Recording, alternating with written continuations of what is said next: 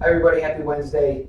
Um, Update today on a couple things. One, sitting here looking out my window, got to see some familiar faces that I haven't seen in a while. Folks coming in to get tested. Doris, was good to see you drive in. Dave DeMario, Karen, Lindsay, saw a few other people. These cars leaving. Saw Clive. Not necessarily say it was good to see Clive, but Clive, at least I saw you. Um, no, that's exciting for me. It's nice to see that we are starting the process to make accommodations for folks to start coming back, whether it's physically here in Glastonbury or at Leggett Street. I was over at Leggett Street today, met up with Steve Bennett and socially distanced with Lindsay as we finalized some of the inventory locations and the planning for the ESS and trailers to start getting delivered there next week. Getting our plan together. That facility is coming out very nice. The floors look great. The offices are getting cleaned up, and it's going to be a nice long-term home for us. Um, Also, good update today to see the ESS number one come back from dead load test that it's passed. So we are getting very close to finally shipping our first ESS. From what I understand from Matt, we got a little bit of cleanup to do. It got a little dirty in transit and also being tested, and we got to finalize the book. But hopefully, we can launch for source tomorrow and maybe get that item shipped out next week.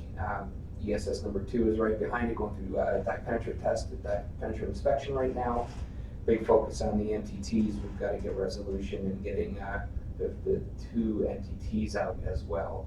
F-135 containers, Mike Landry and the team are pushing really hard with the sub-tier suppliers and internal, but we've got a path to meet the needs of the customer, provided we just stay diligent. So I can't stress enough how important those F-135 orders are. From the all of the F-135 containers that we have to do. There's 4 nozzles, 5 gearbox, 1 augmenter, and 1 fan, plus all the ESSs and MTTs.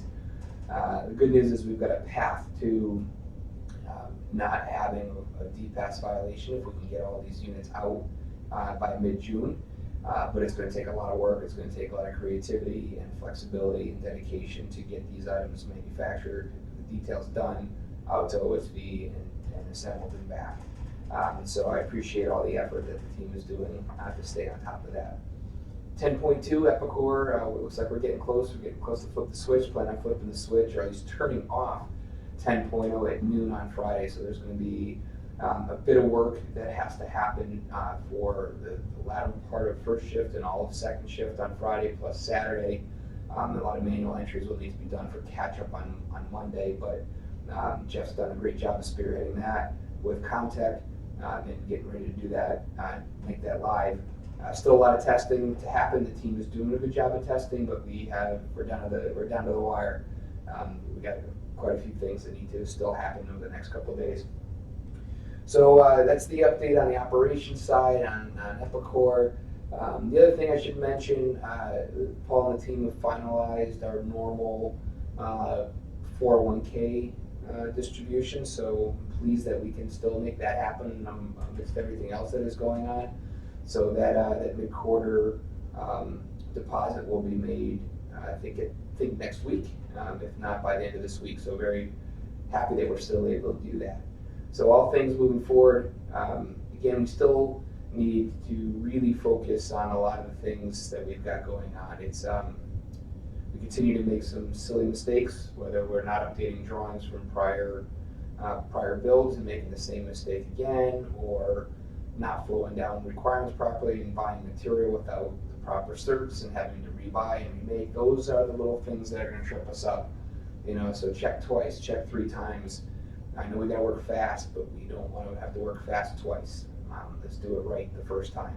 We're making good improvements, but we still have a long way to go. So stay focused, stay diligent, and just keep it going. We've got a good opportunity in front of us. Let's just execute on it and get these things out the door, and get more orders from the customer. So have a great day. Get another update tomorrow, obviously. It looks like it's nice weather out. Hopefully those of you that have been able to drive around and get outside to enjoy it a little bit. But I look forward to talking to you guys next time. See you tomorrow. Bye.